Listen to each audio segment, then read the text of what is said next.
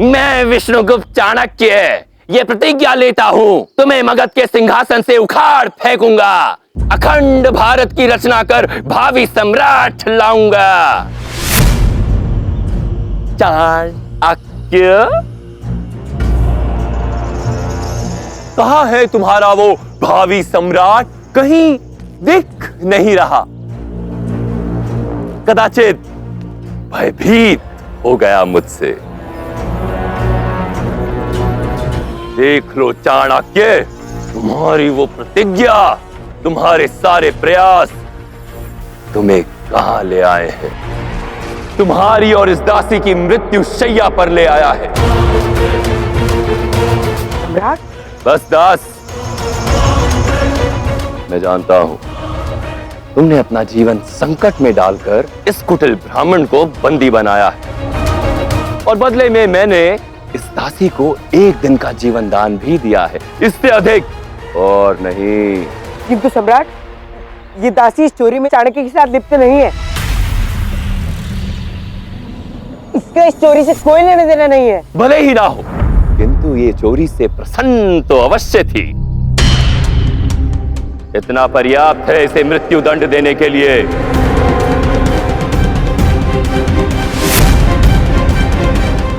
मां के प्राणों को बचाने के लिए चंद्र ने आचार्य को बंदी बनाया, लेकिन अब ये दुष्ट धनानंद इन दोनों को मार डालेगा।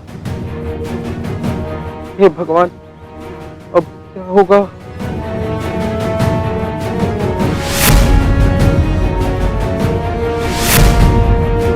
अब तुम दोनों मरने के लिए सज्ज हो जाओ।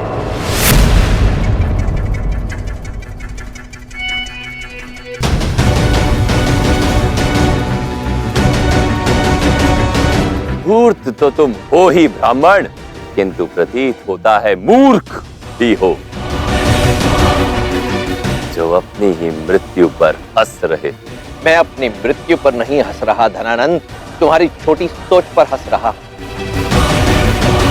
जो आज भी उतनी ही तुच्छ और संकीर्ण है जितनी उस दिन थी जब मैंने तुम्हें तुम्हारे सिंहासन से उखाड़ फेंकने की प्रतिज्ञा ली थी।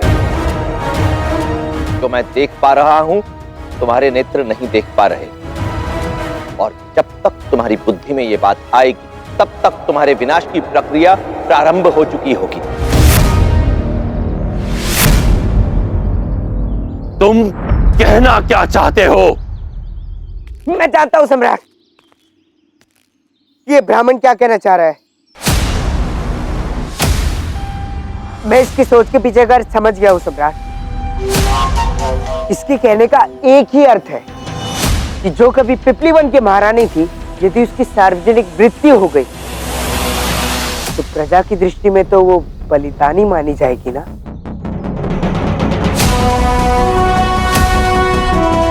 इस दासी की मृत्यु से राजद्रोहियों के मन में साहस जागेगा, प्रतिकार की इच्छा बढ़ेगी, और प्रजा को यही लगेगा कि एक दासी को मारने वाला भयभीत व्यक्ति सम्राट होने के और राज्य को संभालने के योग्य ही नहीं है, और अंततः यही सोच आपके साम्राज्य के पतन का कारण बनेगी।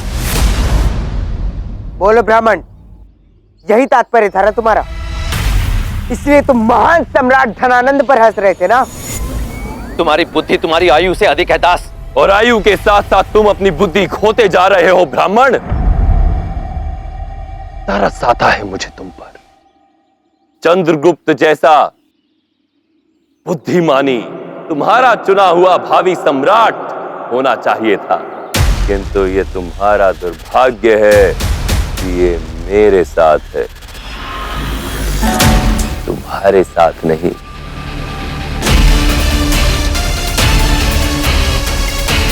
ये दासी जीवित रहकर इतनी हानि नहीं पहुंचाएगी जितनी मृत्यु के पश्चात। अभी के लिए इसका जीवित रहना ही श्रेष्ठ होगा। मुक्त कर दो इस दासी को।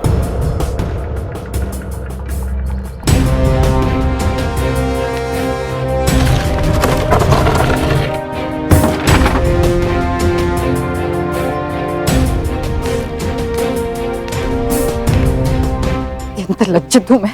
आज एक मां को बचाने के लिए तुमने मातृभूमि के साथ विश्वासघात किया। ये सर को बचा तो लिया, लेकिन लज्जा से झुका भी दिया।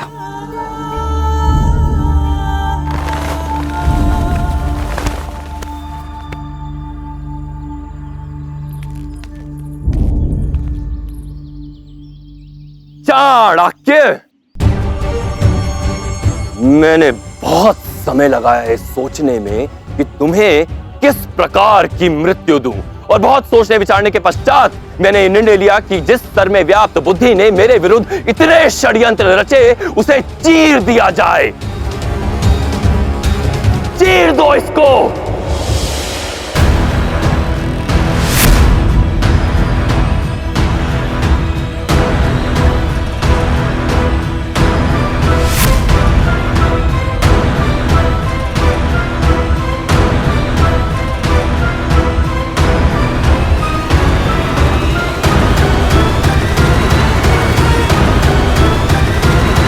रुकी सम्राट।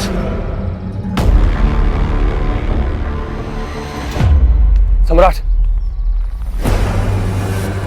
तुम्हारा इतना दुस्साहस इतने महत्वपूर्ण कार्य के मध्य टोका तुमने। क्षमा चाहता हूं सम्राट, किंतु टोकरे में कोई धन नहीं। जानना चाहते थे ना किसका चुनाव किया है मैंने तुम्हारे पतन के लिए?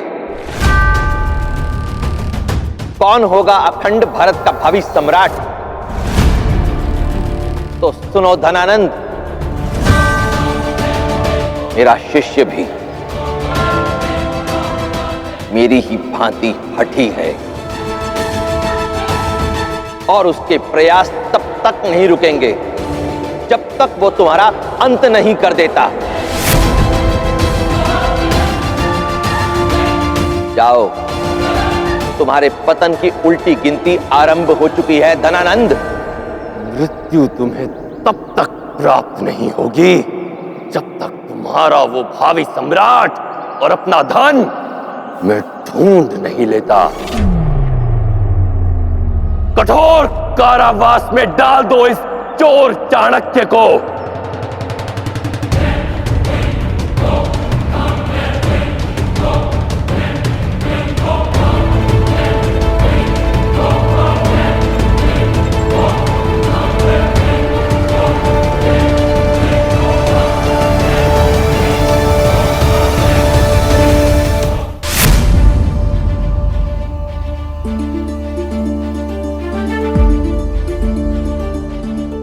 माँ,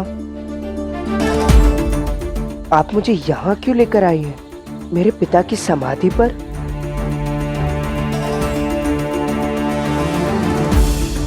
किंतु आपने तो यहाँ ना आने का प्रण लिया था ना माँ?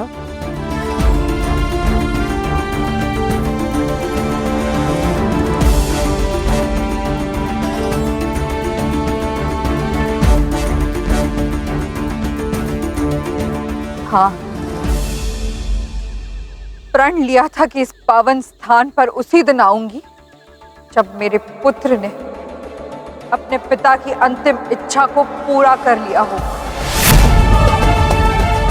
पीपली वन को उसका खोया हुआ सम्मान लौटा चुका होगा। किंतु आज मुझे अपना संकल्प तोड़ना पड़ा। पर दोष तुम्हारा नहीं है, दोष मेरी ममता का है।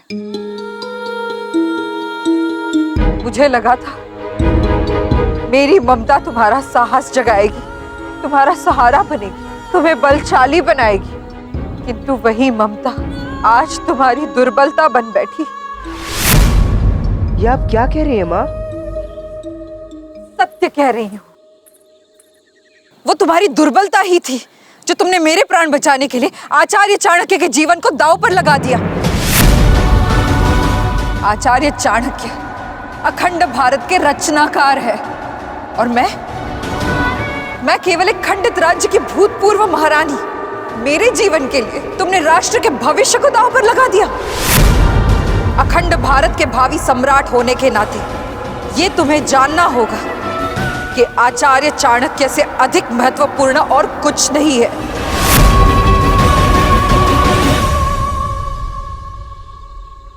आज अपने पिताजी की समाधि को साक्षी मानकर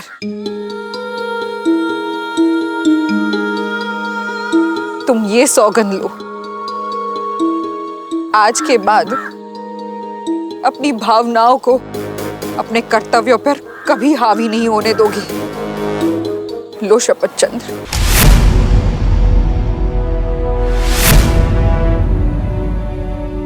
मेरे पिता जानते थे कि मैं एक संवेदनशील क्षत्रिय हूं, जो केवल अपने विवेक का ही नहीं, अपने हृदय का भी अनुसरण करता है।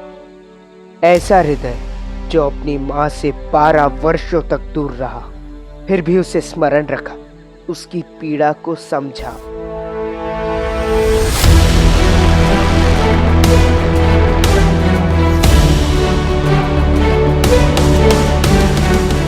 मेरी भावनाएं मेरी दुर्बलता नहीं, मेरा बल है मां।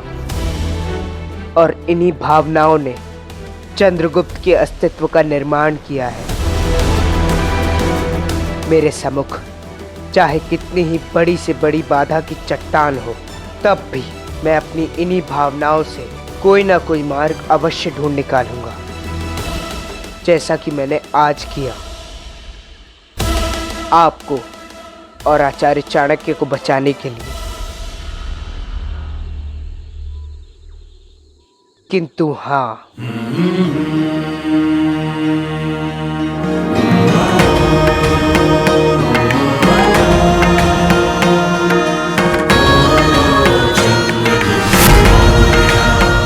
मैं चंद्रगुप्त मौर्य अपने पिता सम्राट चंद्रवर्धन मौर्य की समाधि को साक्षी मानकर ये सौगंध लेता हूं कि आचार्य चाणक्य का विश्वास मुझ पर से कभी भंग नहीं होगा।